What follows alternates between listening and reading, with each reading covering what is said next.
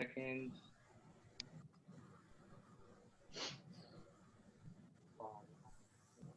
3, 2, 1. Ready, set, go. Broadcast.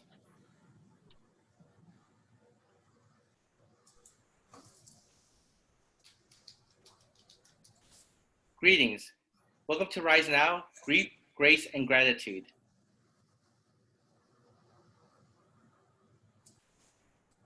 We are Rise San Diego. Our mission is to elevate and advance urban leadership through dialogue-based civic engagement, dynamic nonprofit partnerships, and direct training and support to increase the capacity of urban residents to effect meaningful community change. Our 3 pillars are leadership development, nonprofit partnership, and civic engagement. Please visit us at risesandiego.org.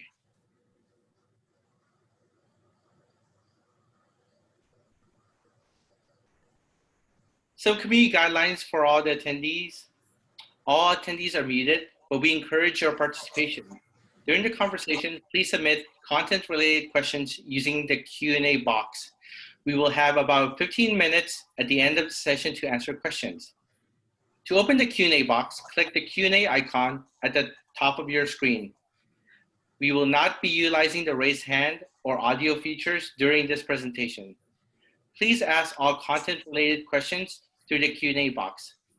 And also, please be mindful, this webinar is being recorded. Thank you.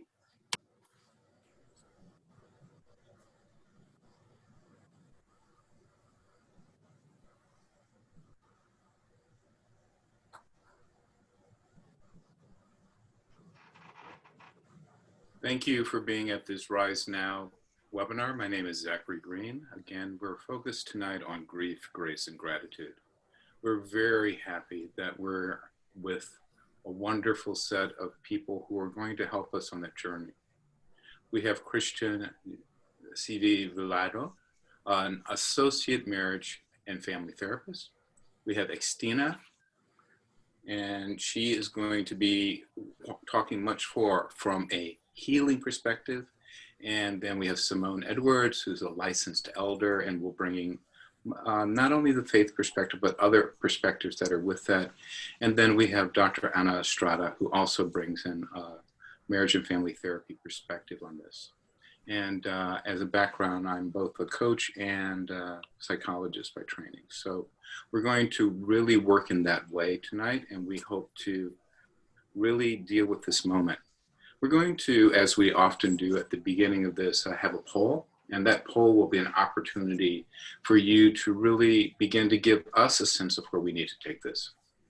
So in terms of your perceptions of how grief is being experienced in our urban communities, which of the following do you believe are most important to address?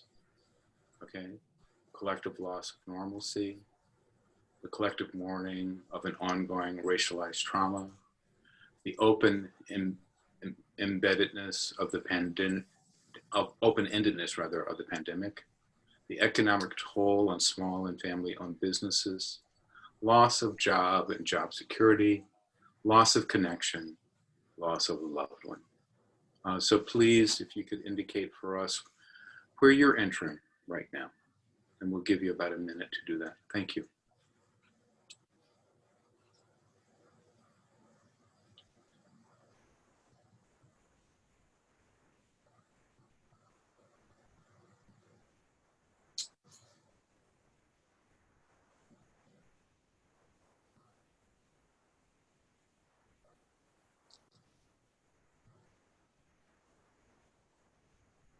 Okay, take another 10 seconds.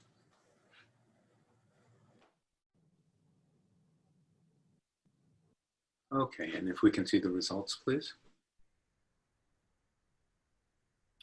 Okay, we see that we're here for all of the reasons that our collective loss of normalcy, our mourning, the endlessness of the pandemic, the economic toll, our own job loss, some sense of loss of connection is most dominant, but also the loss of loved ones. So we here right now are experiencing all of that.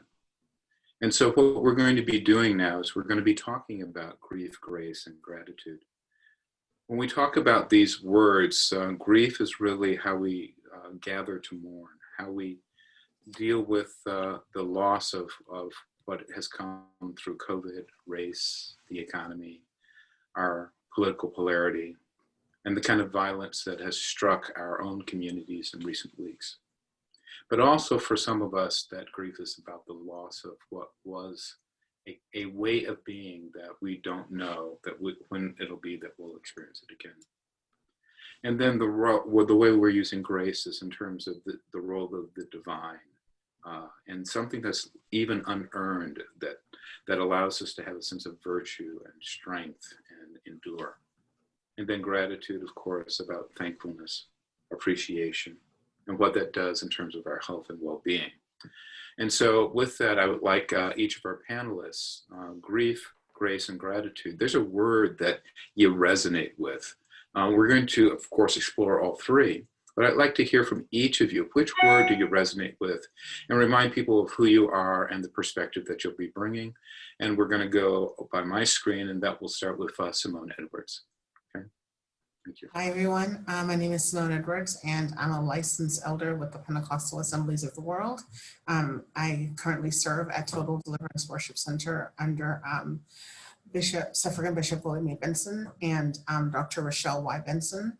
And really the thing I'm resonating most with and bringing into the space is gratitude. It's been a long 6 months for most, and to be able to reach this point in time and to still have health, to reach this point in time and to still be employed, to reach this point in time and to still know that although I'm not able to connect as I was before with my loved ones, that I am able to still connect, even if it's in a virtual space, makes me incredibly grateful for technology and grateful for being able to adjust to this new normal until we settle into whatever comes next. Thank you very much for that. Appreciate that, Simone. Dr. Anna Estrada, which word do you resonate with most, please? So the discomfort I'm feeling is grief. I resonate with grief and profound loss. The world has changed. I don't think it'll be the same. It doesn't seem the same to me. Our favorite restaurants are closed. Our hangouts, our ability to go have a cup of coffee with a good friend, the list goes on. And the future's really uncertain. With COVID and here where I live in San Diego, the wildfires, racialized trauma, the election, the debates, super uncertain now. And I hope some of this changes on November 3rd, by the way. And we have no control. There's many stages of grief, and one of the last ones is acceptance. And I think we can find, or I can find some control in acceptance. It's not easy, but I can wash my hands, I can wear a mask, I can keep my distance, I can work remotely. So I'm sitting with acceptance. Thank you very much. XtinaGeri, would you do? There you go. Thank you, Dr. Green. And I'm an inner healing coach, born and raised in Southeast San Diego, dove into the academic world and left to really find my divine calling, which is helping people heal from the inside out. And I'm entering into this space with gratitude. And for me, it really is gratitude that ties these three together for me. And I'm not going to dive fully into that right now because that's the purpose of this panel. But gratitude, for me, it pulls me out of my depression. It anchors me back into my heart. It connects me to grace. It helps me heal through grief. And so gratitude for me is where I'm coming in, because whenever I take a moment to look back on where I came from and where I am now and where I'm going, it's gratitude that gets me there. Thank you so much. Okay, and Christian, where do you start? Yeah, so again, once again, I'm Christian Polito, go by CV to most. I'm an associate marriage and family therapist. And I think the word that resonates with me is grace, but I think in a sense, not necessarily spiritually, but in a sense of, how can we kind of move with grace? So with everything going on, I think of it in how can we hold space for what we're processing, and also as well as move forward through what we're all experiencing, which could, a lot of times recognizing the grief, but also having gratitude for the things that we are still able to have as well. Well, I want to thank you each for that introduction. What is sort of fascinating about how we're starting is that we want to move through this acceptance, this moving through grace, the inner healing, and the sort of the recognition that there's still room for gratitude amidst all of this. And so I want to thank you. But I think a lot of people are joining us, as we saw, because of grief.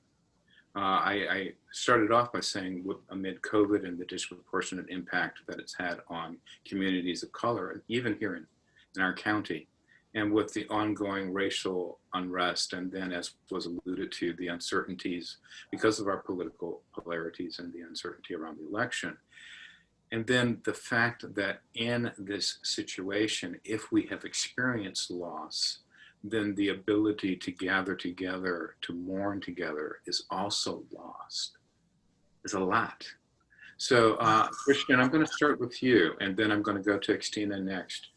Let's talk about grief. What is the nature of this grief right now that we're in?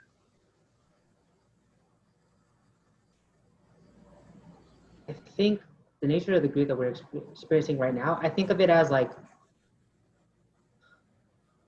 recognizing it as a loss, but like, a loss from the expectation of what we wanted this year to be. Mm-hmm. And so I think in many ways, when we think of like, for a couple who unfortunately has like a miscarriage, not only did they lose a baby, but they also lost the expectation of what parenthood could be with that particular child. And so for here, I think about things that we are mourning the loss of, like, what does our academic year look?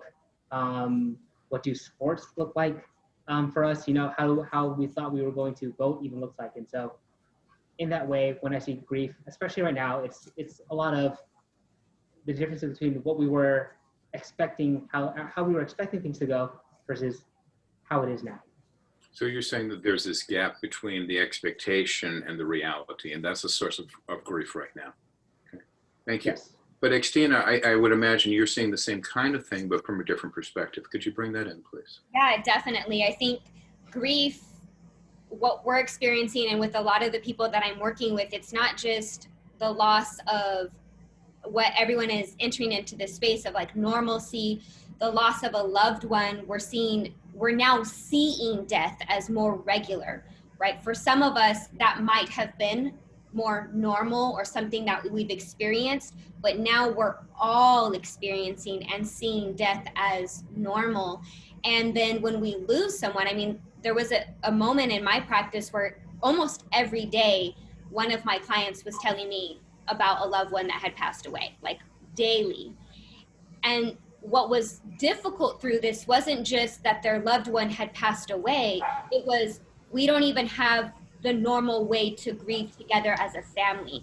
We can't come to celebrate their life. We can't mourn together. Now everything is isolated, and we have to grieve and mourn and experience all of these traumas alone, or what feels like alone. And we're now having to create new ways to grieve and new ways to experience loss because it's become so normal. So I don't know if that's where I feel like grief is right now, is that we're now realizing that loss is normal, mm-hmm.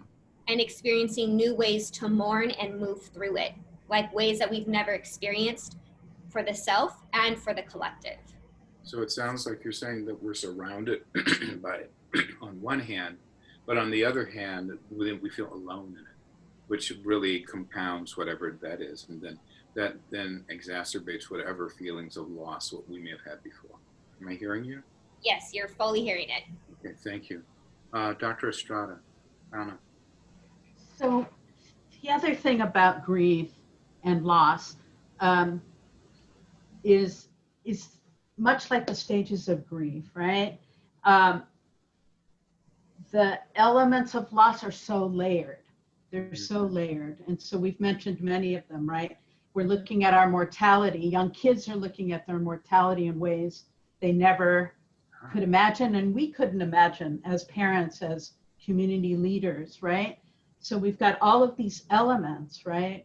And for many people, it's overwhelming and it's a downward spiral, right? So you hit at one level, and you know, it was a few months ago that the media was talking about eventually we're all going to know somebody who has COVID or who has died. And the next day, my elderly aunt was diagnosed and in the hospital, and luckily she survived, but I was ready to grieve her loss. I couldn't imagine that she would survive. So it's just layered upon layered, and it's hard to not feel overwhelmed. Thank you for bringing in that most personal part of it, because indeed, that's one of the things that a lot of us are encountering right now, that the degrees of separation from COVID and from death is reducing dramatically. And then that really means that it touches us deeply. So Simone Edwards, you know, grief.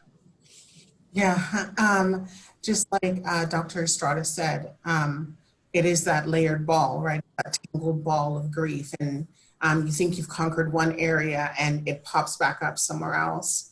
What I'm hearing though, in terms of what people are dealing with right now, it is the lack of the boundaries, from the standpoint of the fact that lines are now blurred. So where I was able to go to work and work for 8 hours and compartmentalize my life and then go home and deal with home, there's a sense of home and work and socialization, and everything is in this one place. And so for people who struggle with any type of mental health issue, whether it's depression or anxiety, they don't have that break in their space to appropriately, okay, I get to leave work behind because every time I walk by my kitchen table, work is right there. Oh, I get to leave home behind. Every time I walk past my living room, home is there. So there isn't that sense of clear demarcation. The second aspect that I'm hearing of is the lack of stability. It's almost a what's happening now. You know, this thing happened and I had to adjust to it, and it may not have impacted me directly, but it was a tragedy. It was a loss of life. It was loss of someone's home. It was the fires. It was something. And okay, I've barely got my mind wrapped around that, and then here's something else. And so what I'm hearing from the people that I converse with are those two things that keep coming up around grief. And then if I can stay with you a little bit, Elder Edwards, if I may call you that, because I want to call you into that part of your identity. This really then hits African-American communities in particular, especially around issues of faith, not to be able to gather and worship together. Can you speak to that aspect of it as well in terms of the loss? For some, it's been really hard. It's for people who, regardless of the home environment, the ability to come together on a Sunday, to come together on a Wednesday, and to collectively gather in one place and to worship collectively, the loss of that has been incredibly difficult for some.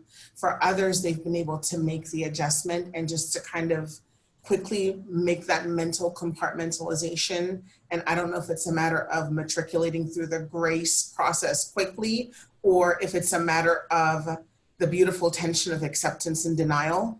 That at some point, I'm going to get to go back to the way that things were. But there is that sense of loss. And with the sense of loss of fellowship, for some comes a disconnection from God.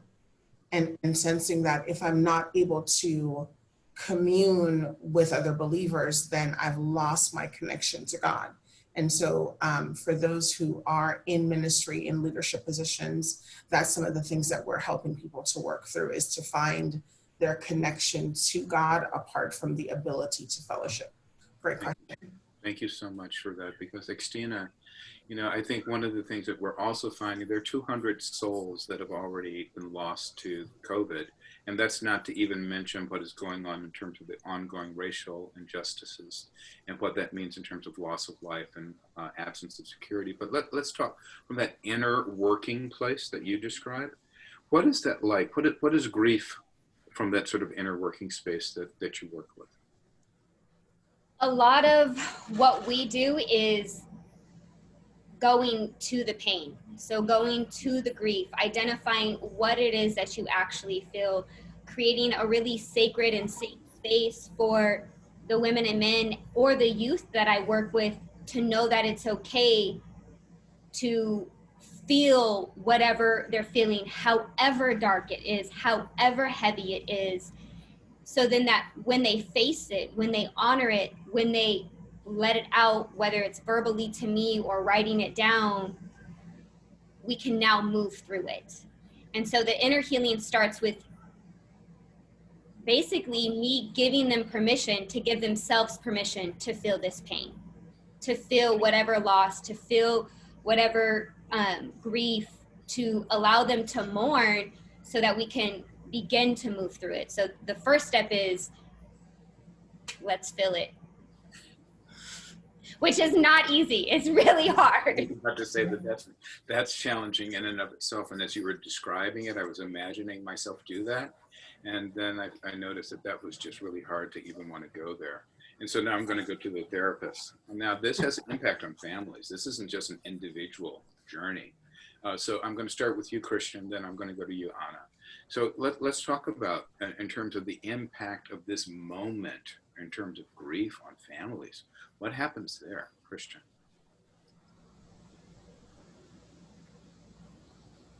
Impact on families?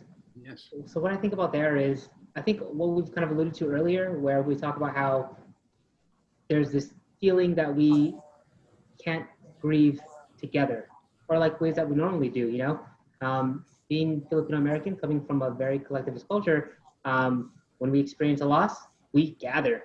And so just kind of finding alternate ways to gather, at least in what my family's experienced, you know, we've held international Zoom calls so that we can continue to maybe hold prayers in that way, even though we're dealing with different time zones. But somehow, you know, they're finding other ways to make it work.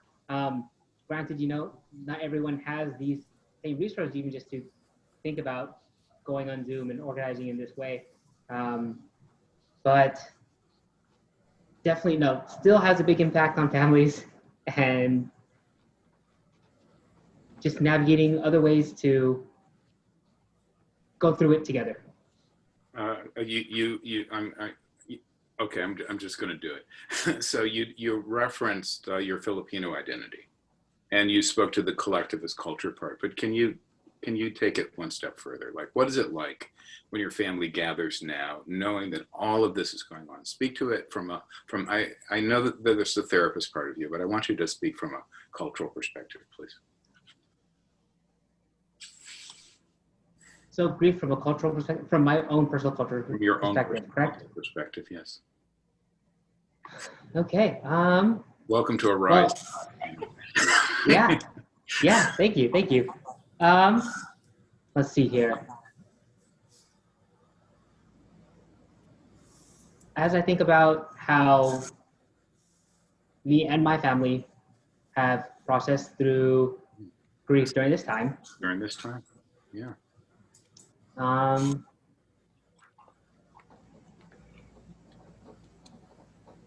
I found that we have found creative ways to stay together through this. Right now I have family in Australia who I would not really be conversing with as normally as I am now if it weren't for us finding ways to continue to connect as a whole, rather than like individually reaching out, but as a whole, we're finding ways to continue to connect and process grief together. Thank you for going there, CV. I really appreciate that, because that's that other layer that I think the folks that are listening really want, is to sort of know, then how are we actually dealing with this? And then we all represent different cultural perspectives. And so that's an important part to bring to this again. So Dr. Estrada, I'm asking you, Dr. Estrada, first, but then I want that Latina part of you as well.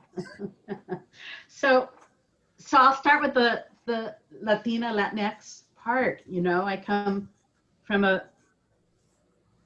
large extended family, and we do everything together. When somebody enters the family and exits, we gather around a lot of food and tell a lot of stories and have a lot of emotion, and that seems broken. People are dying alone, you know, they're dying alone.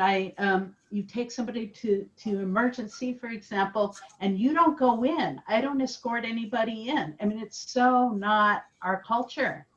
And so these losses or eminent losses reverberate through the system. You feel it.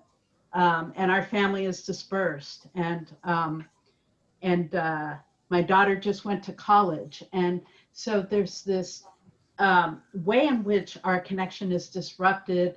And at the same time, we're super privileged to have access to technology. I mean, that's still a privilege among communities of color, especially. And so it does reverberate, you know, and people are dying alone. People might get a voice on a cell phone to say goodbye to their loved ones if they're lucky. And it makes it really hard to process, you know. So in my family, if it's, you know, a birthday, there's 60 people there. If it's an anniversary, etc., the holidays, everything is quite disrupted. The love is not disrupted, but the ways in which people can express it, right? And the transgenerational methods that people are comfortable with. Not everybody's comfortable with technology. And so I think so the academic piece of me, right, is that, you know, Kubler-Ross, actually I knew Elizabeth Kubler-Ross, and Kessler, who worked with her, actually developed yet another stage of grief, and that's meaning. Yes. Right? And had to get Elizabeth Kubler-Ross, who was a tough customer, her permission to do that. And meaning is about the celebration of life, about the legacy of the person and the family. And it's very personal and really important to celebrate and to tell stories about that. And that piece is disruptive. To go from acceptance into meaning, into legacy, that part then becomes very difficult. And so the process is not complete in many ways. Until we really are able to bring some meaning to it. Yes. So Xtina, I saw you writing some notes, so you may as well talk about what you're writing down. What are you seeing? I appreciate you so much. You are so attentive. No, it's similar things. What it brought back for me was, right, my dad's side is Mexican, and I was raised with that family, and we did everything together. And when you were speaking, I just was like, it brought me back to the moment when my Nana passed away, and literally all of us in her bedroom around her bed as she took her last breath. Like, we weren't in the hospital. There was like, you know, 20 of us, 30 of us crammed in there, but no one was uncomfortable because that was love, right?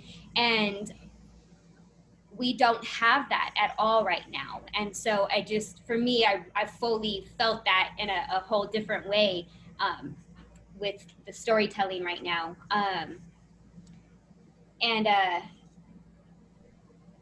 When CV was speaking, the beautiful part about what is happening, like there's so many uncomfortable things happening because of COVID, but it's also giving birth to such beautiful things that wouldn't have come into being, like you connecting with your family in a whole different country. And I've seen that with a lot of the families that I work with, is that they're now creating new generational ways of being, like it undoing this disconnect or undoing wounds of holding on to resentment and saying, we are not going to do this anymore, and we're going to connect in a different way, and we're now going to have these Zoom family parties all across the world. And that wouldn't have happened. And to me, that's a whole new way of being that creates love, and it creates connection and creates, so it's like, to me, it's a revolutionary act to say, we're going to create connection in a world where connection is being killed. And that's what I see that is happening with a lot of the families that I work with. And so when they're diving into like how horrible it is that they have to do this, I'm like, yes, and look what else you are creating, and this new standard you're creating for the children and grandchildren to really value family and to really value connection and to really create that, right? It's beautiful. Thank you so much for that. And thank you for the energy that you're bringing to it. You're getting some love in the chat because you're really speaking to the experience. But I want to speak to the other side. It's me. Some of you at least know this is me. So Simone, okay, that's wonderful. And, and what CV was talking about and X is talking about and Anna's talking about is this, this collectivist piece, the connection piece. But the other part about grief is that when you're not able to do it in community, it activates every other loss that you have. Mm-hmm. So what do we do about that part? And it activates every other trauma you've had. And all that stuff is like right on the surface without the capacity to connect with other people. So what about that part? Thank you for that question. And with the help of the Lord, I'm going to do my best. Well, we're going to go to Grace in a second. Right. So there's a couple things. Someone recently shared a story with me, and out of respect for her story, even though you may not know her, I didn't ask for permission to share it, so I want to be respectful. That they had a loved one who passed, and the family believes that the person didn't necessarily pass from the illness, they passed from a broken heart because they were much older and they were used to being around their family, right? So when we look at grief and loss, we need to examine both sides of the coin that sometimes we don't often look at when there's distance. So there's the grief of the person who's leaving, who doesn't get to give their last goodbyes, their last blessings, their last I love yous, their last let's mend this fence, whatever the case may be. There's that aspect of it. And then on this side, there is, I mentioned earlier that grief is kind of this tangled ball, right? That you think you've dealt with something. It's kind of like that big elastic rubber band ball, right? And so you think you've dealt with something and you're like, okay, I'm through denial and I'm through anger and I'm through depression. And then something happens to trigger that and you find out, no, that layer was you only dealt with, 6 layers of a 32 layer onion. So here's some stuff that you now have to deal with. And it's, how do I hold space for my own grief that pertains to what's triggered and the fresh grief of the loss of someone that I love and care about? How do I hold space for these two things? And sometimes if you don't have someone to walk you through that, know how to deal with it and you don't know how to compartmentalize it. And then there's this blurring and it becomes the best way to deal with it is to not deal with it.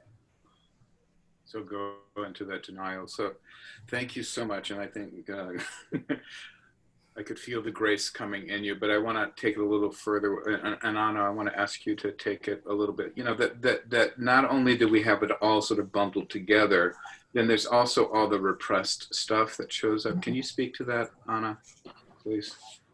Yeah, so one of my superpowers, as you know, is to be blunt. Maybe I learned it from a mentor of mine, but you don't go there.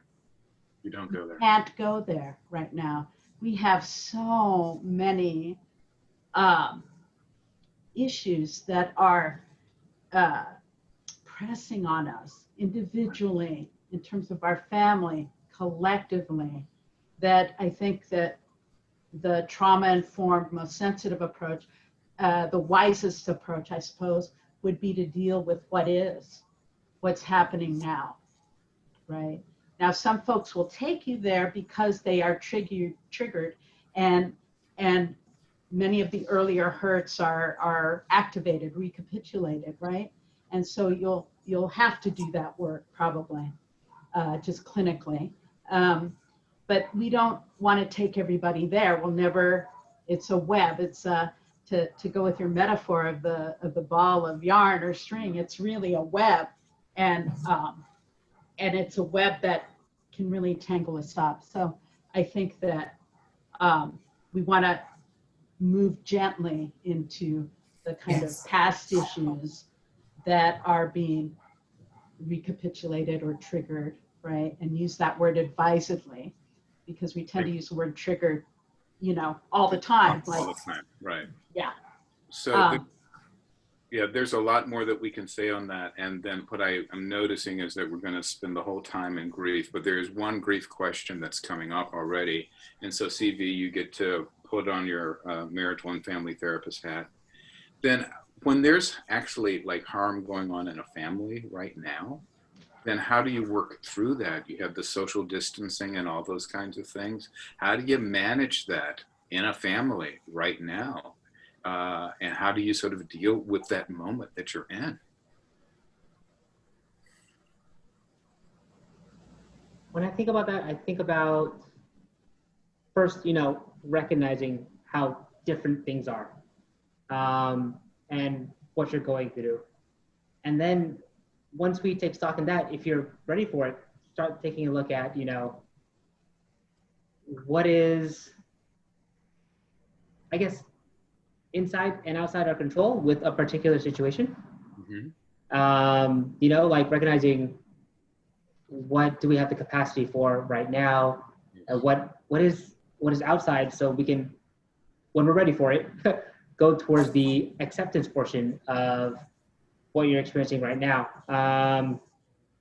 And I'm so sorry. I think I lost the question. No, you're still with the question, because what you're talking about is the congruence between the internal experience and the external, and that these external realities of harm, you still want to deal with those, but there has to be a readiness. And what's challenging about this, and that's what Dr. Estrada was offering us, is that right now it's difficult, and this is what also Simone Edwards is talking about. All of that is difficult because all of this is layered on top of each other. Am I hearing that from all four of you, basically? Mm-hmm. Okay, yeah. And we need some grace. Okay, so I'm going to start with you, Xtina. What when you think about grace, what does it mean from your cosmology, your way of working, your way of being in the world? There's two ways for me that I kind of understand, receive, live in, and move with grace. And one is the actual moving, right? To move with ease and grace, to stand in your essence, to stand in your power, to know that everything has purpose and a divine timing, and you trust in that, right? So you move with ease and grace. And to me, that's the other part of that is a surrender and a connection to something larger than yourself. And for me, grace really is my connection to the divine, and not as it is outside of me, but understanding that I am one with the divine, and that energy lives inside of me and is me, right? And I get to live, be, think, act, speak from this space, and then bring it back in. And so that's what grace is for me, is truly surrendering to my connection to it all. So I want to understand then that as a practice. So it's that there's this sort of divine way of moving through the space, right? That's one part. But there's another part of it sort of being like this indwelling. Am I understanding that? Okay, then how do I know that that's grace? I don't know, maybe that's just like something I'm making up, some fantasy. How do I really sort of speak to that as an experience that's actually lived in this embodied person? Lived, experienced is, for me, it's when I'm tuned into that grace, okay, and I'm living from that space. I'm able to pause myself before I harm myself or another. I see. Now there we go. That helps a lot. So Okay. I'm able to, right, feel the rage coming in my body. Like you feel your body getting hot, you feel your body getting tense, you want to lash out at your child, you want to yell at your partner, but you pause and you breathe in that life and you breathe back into your grace. Grace. Then you're breathing in the grace. Breathing it in and breathing it out, right? Breathing it in and breathing it out. So then I don't allow that to poison the rest of what's outside of me, but I allow myself to feel that anger. But grace allows me to not harm that which is outside of me. Thank you so much. And then CV, that's where you started, was talking about grace, and you're joining with Xtina here, where you talked about it as moving through, how we move through the world. Can you say more about that as well?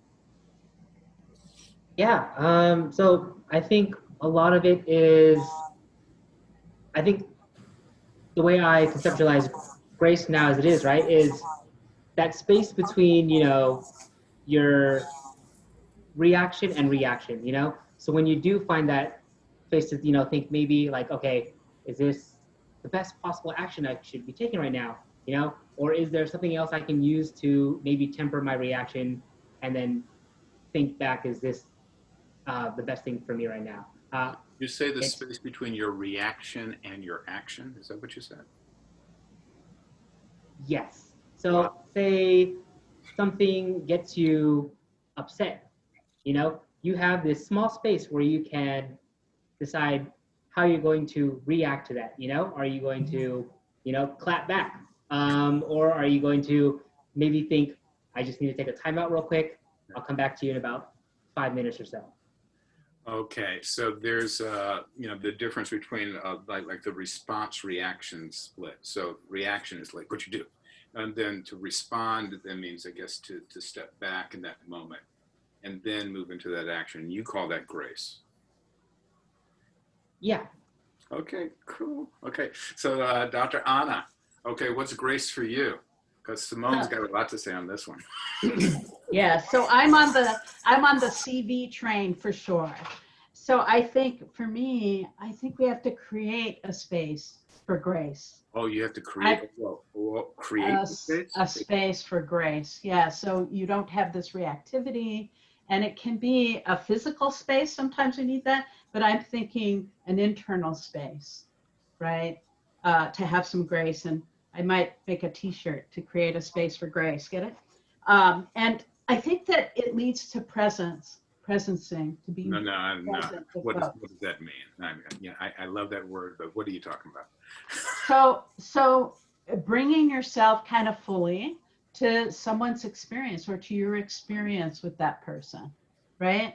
And I think that's one, at least in my life, one of the best ways I can honor someone is to be present, whether they're, you know, exiting this world or coming into it or having a conversation like this evening, being very present, Right. even though we're connecting through technology, and to really honor the people that are here on my screen and the people that are not, that I don't see on the screen, but to honor them with our words, with our focus, our meaning.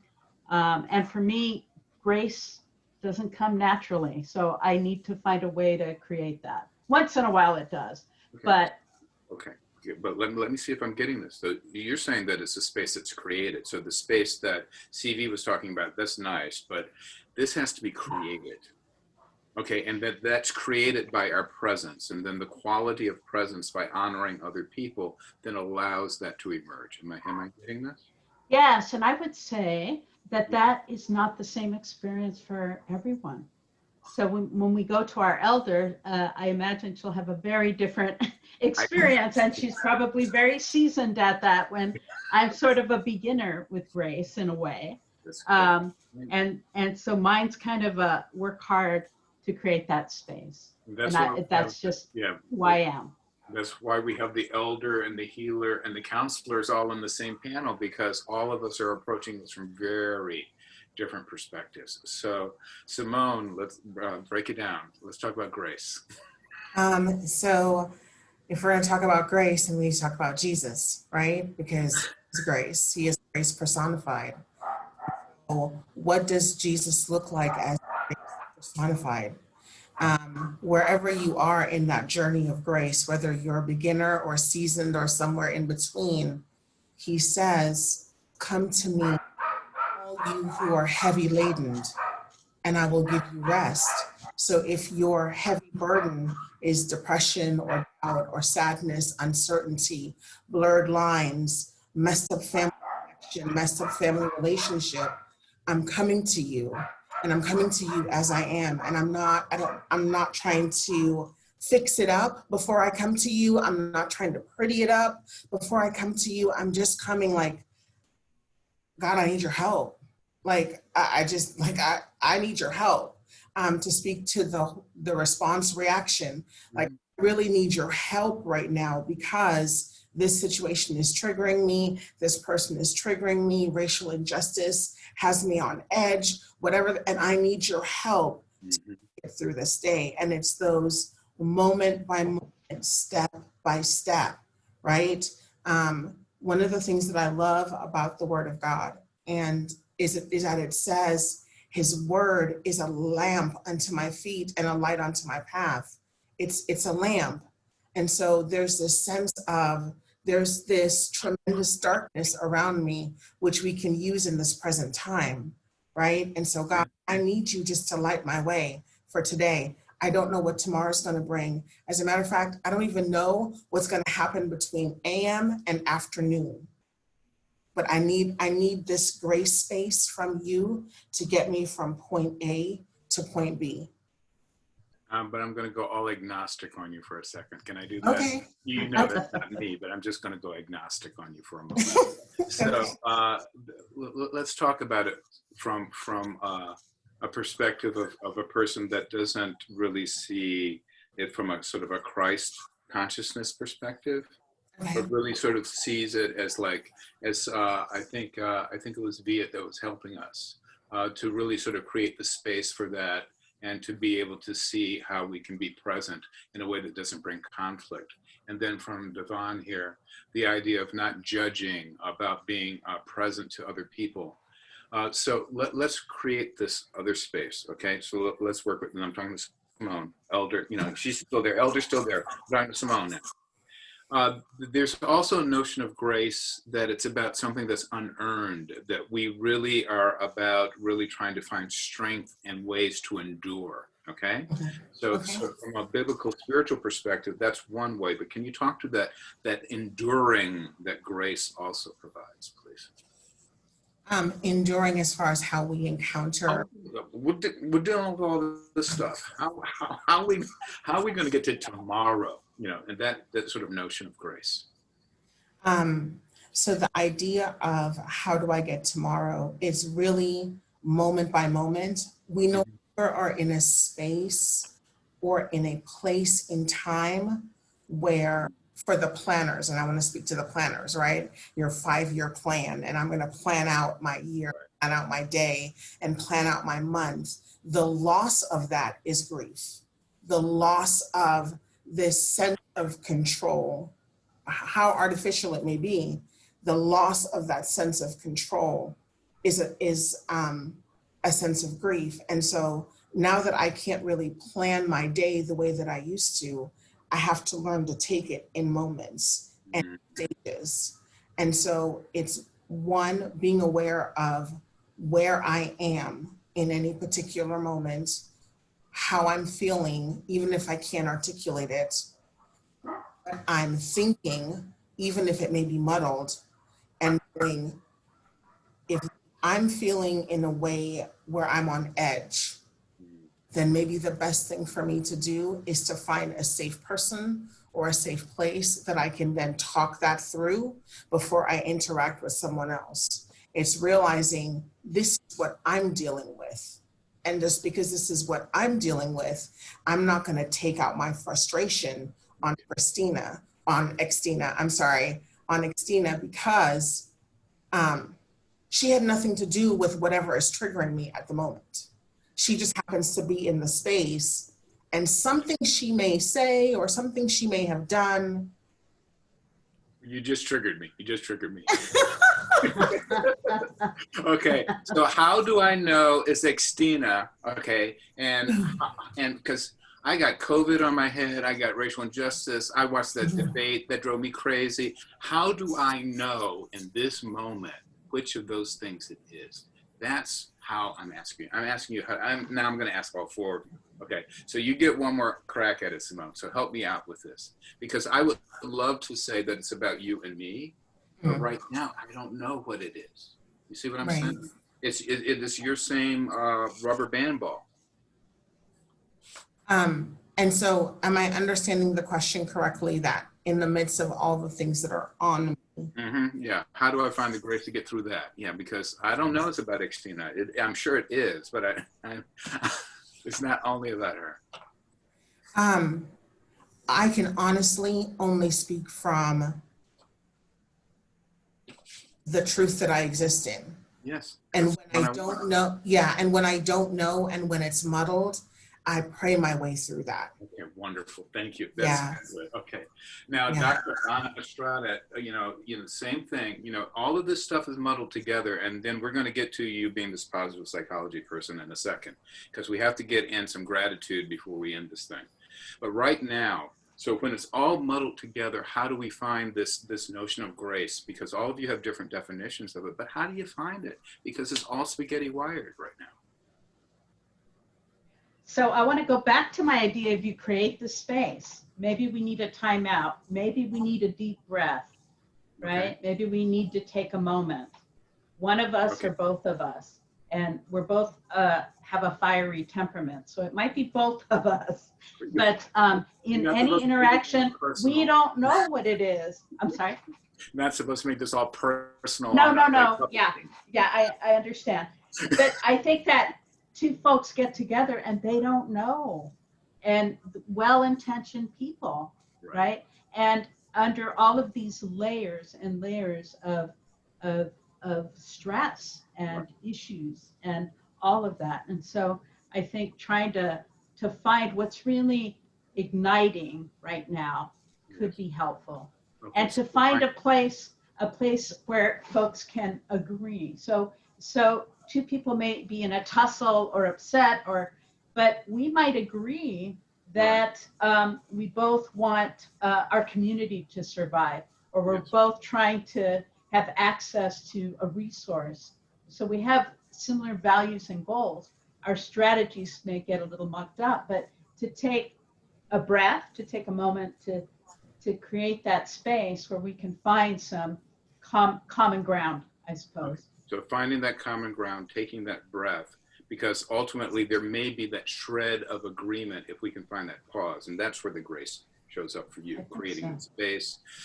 Simone, you're saying, I'm going to have to pray on this, and somebody's agreeing with you in the chat. Prayer will change it all. Okay, X, you got to help us. We got to figure this out. We got all this layer. We got to find some grace.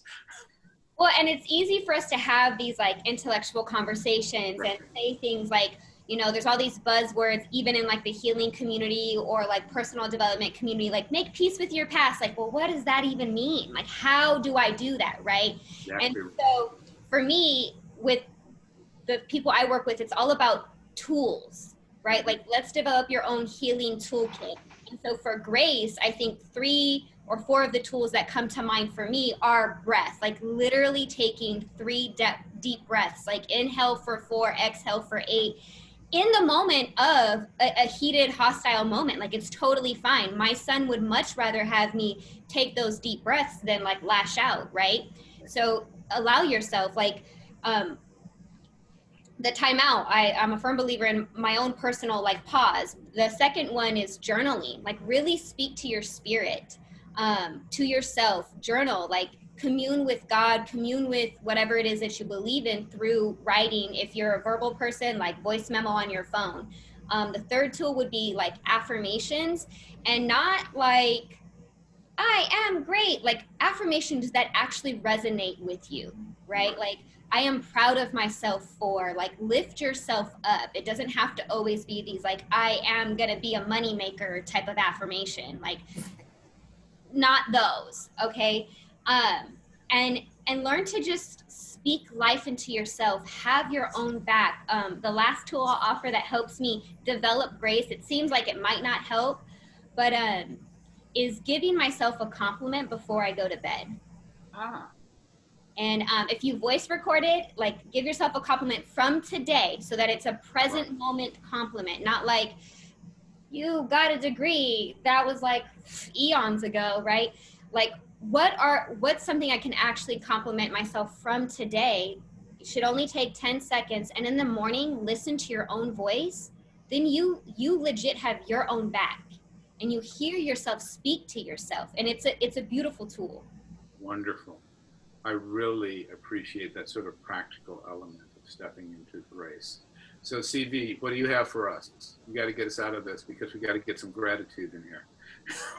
Okay. So with all these layers of things going on, I like to turn inward and really think about, okay, what is it that I need right now in this moment? You know, I don't need to solve the problems that are going on in the world, but just what do I individually need for myself right now? You know, again, do I need to take a deep breath? Do I need to, schedule when I can get a run in? Do I need to, spend some time with my dog and just soothe myself? Do I need to connect with someone else right now? Because I can't do it by myself. So in ways that you can look inwards for yourself and really think about what is it that you are needing and tend to those before we start to tackle these other issues and other layers that are starting to pile up on us. Wonderful. So you should know that those listening are with us. You know, we're learning to, I am enough, I am valuable, I am strong. It's okay to say that I don't know, but I want to know more, to brave the wilderness. So there are people that are really with us, walking in this journey with us. So thanks all of you who are putting things in the chat. We appreciate that. And if there are questions you have, we're going to have a few minutes at the end.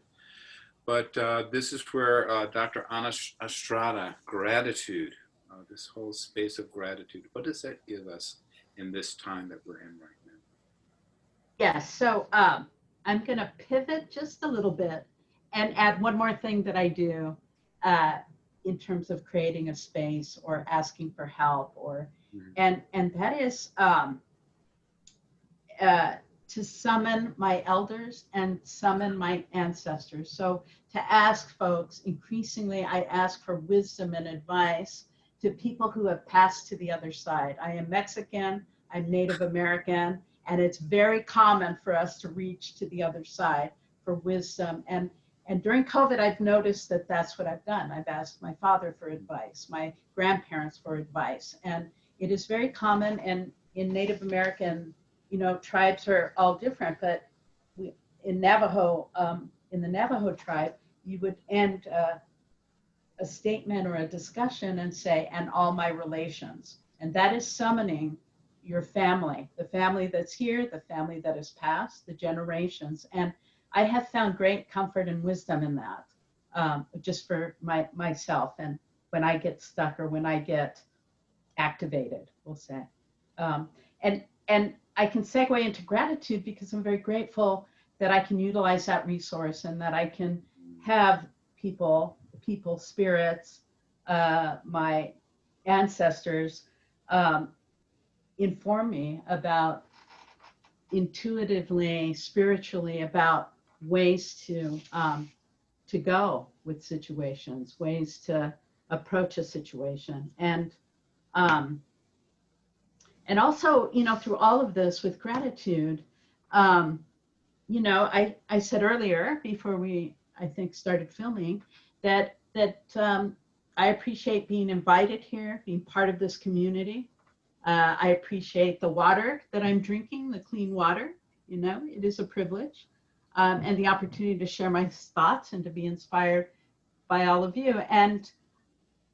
And the literature, the positive psychological literature, it's very clear that I love Xtina's idea about in real time, giving yourself a voice message, listening to the morning. But it's very simple. If you jot down 3 good things or 3 blessings or 3 things you're grateful for once a week, You jot them down, say it in your phone. It increases your well-being and happiness. There's tons of studies about this.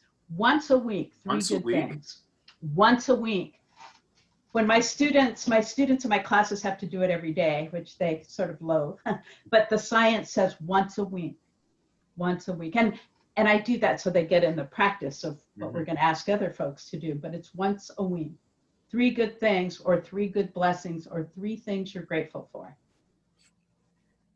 So I think that's a useful technique. That was a rich contribution you just made there, because you said that not only is there the invoking of the elders to sort of be with you and be present with you, then what we can invoke for ourselves, and this ties into what Xtina offered, is that we can just give ourselves that gratitude. Just 3 times, just once a week with 3 times.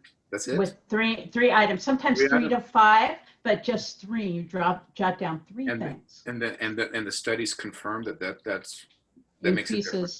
Your happiness, your well-being. Oh my goodness. Yeah. Okay, CV, you're over there nodding your head. I guess so. Similarly, and a little different from how we look at gratitude is I think about when we have kind of like a to-do list for ourselves. A lot of the times our focus goes on to what do we still need to do. And so one way I like to kind of tilt that a little bit on the side is just, okay, well, yes, we still have these things that we need to do, but also looking at, okay, but let's take some gratitude and looking at, well, what did we accomplish? And so I've had pretty good results with me and my patients, so also for myself, but also my patients, in just highlighting, what accomplishments did you actually achieve for the day, rather than not just what you still need to do. So that's a little bit of my take, and piggybacking off what Dr. Shah was saying. Thank you. So Simone, gratitude. Gratitude. And so for me, I'm gonna always come from a place of a Christ consciousness, right? So starting my day off with prayer, starting my day off thanking God for the things that we take for granted. Like, thank you, God, that I was able to get out of bed this morning. There wasn't a nurse there to assist me. I got up on my own. Like, my motor skills and my fine motor skills work. I'm able to hear the birds outside of my window singing. Like, Lord, I thank you for that. And then as I move through my day, even in the midst of my frustrations, taking that moment to thank him, like, this may be frustrating me right now, but God, I thank you that I have this frustration because this frustration is connected to this over here. Wonderful. And then kind of ending my day the same way, ending it in a sense of being grateful to the Lord for what he has done, grateful for the abundance, grateful for open doors, grateful for closed doors. And it's not a Pollyanna, like, every day I feel great, but reminding myself that it's the sense of reminding myself that I really do have so much to be thankful for. If I can just offer this story really quickly.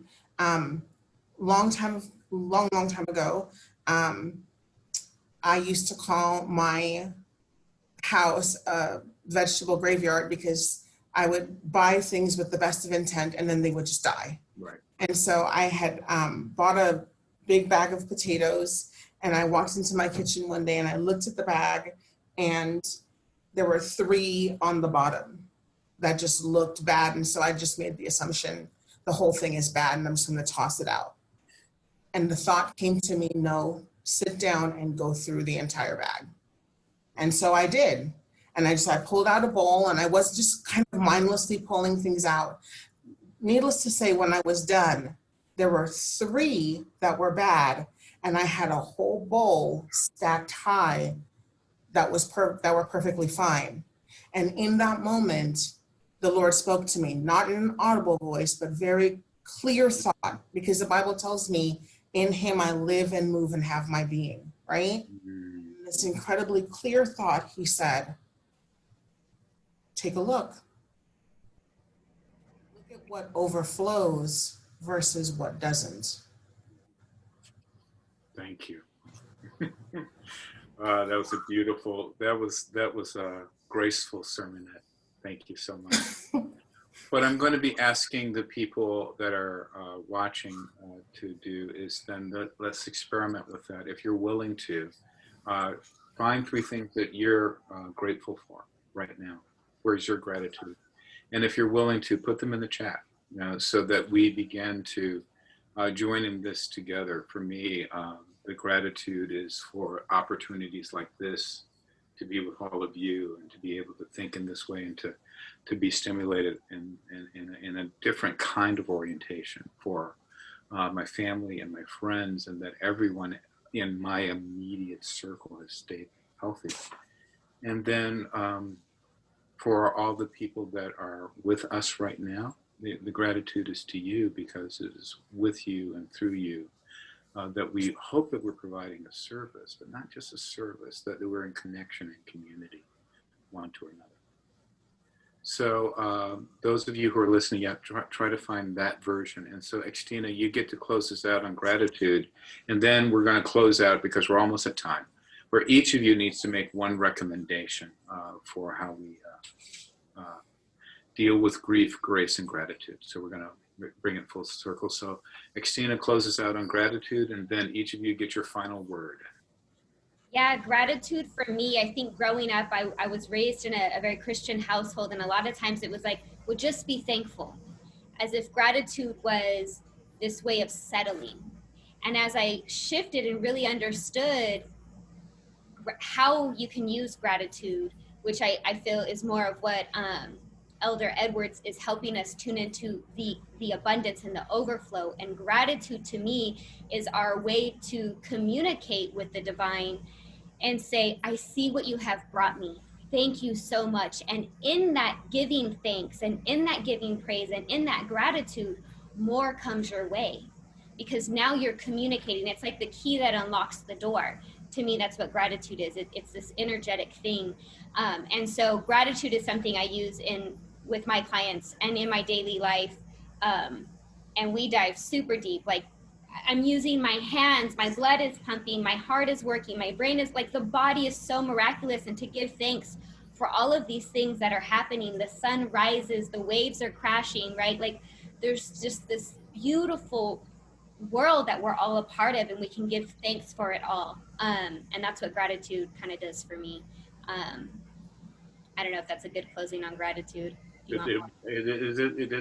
all what it is. And so what I appreciate also is not only the sort of like notion of like when things are sort of rising to this moment, is that the beautiful way that people are joining in this chat to let us know that it's about friendship, conversation, even in the face of the loss of a child, how people have been able to feel that the coolness of a fan. And then there are people that are also saying that there's gratitude for all of you on this panel and what it is that you have been bringing to this. So thank you for that. And so now we need to give our folks something to take with them. And you've done that abundantly already, but grace, gratitude, and grief. What do you want to give as your final word? CV, you're going to go first. What do you want to give people as we leave? And I think I saw this on the chat, and so this is something I also implement as well, even just for myself, but recognizing the small wins that you can throughout the day, as well as taking stock in what is inside your control and outside your control, really helps to kind of shift perspective on what we may be going through during this time. So that small win, just take that and then just be grateful for that and then move through our day with that. Am I understanding you, CV? Yes. Good. Anna, something for people to take with them. So I want to say that Grace's first cousin is compassion. And so let's not forget that we need a ton of compassion at this time. Self-compassion and compassion for others. So when people are rude, are slight you, or are out of sorts, maybe we give them a break. Maybe we see the fear and the anxiety that's kind of leaking or creeping out, right? And maybe we show some patience. And we talked a lot about grace, and I talked about creating this space. So let's not forget our compassion, our self-compassion, our compassion to our neighbor. Try to take their perspective, because we're all not at our best right now. And kindness is another way to increase our happiness. Acts of kindness each day are scientifically predict increases in our own well-being and happiness. So kindness and compassion. Yes. Grace with each other. Yes. Thank you. Xtina, what do you want to leave people with?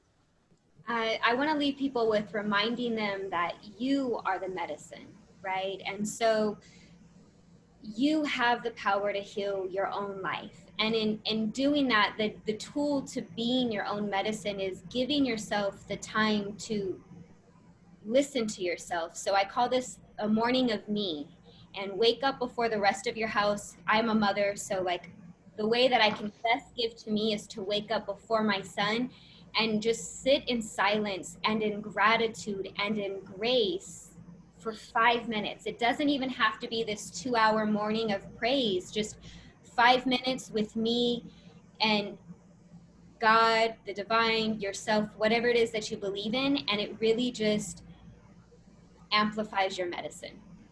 Thank you so much. Simone Edwards.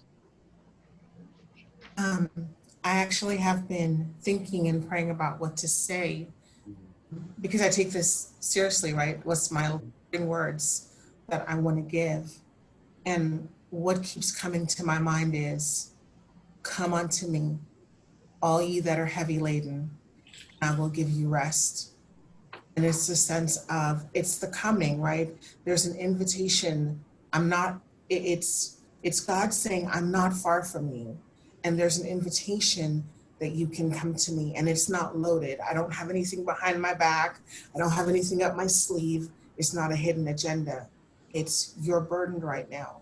And for today, I will help you either unburden or carry that burden. And when tomorrow comes, we'll deal with tomorrow when it comes. Thank you so much.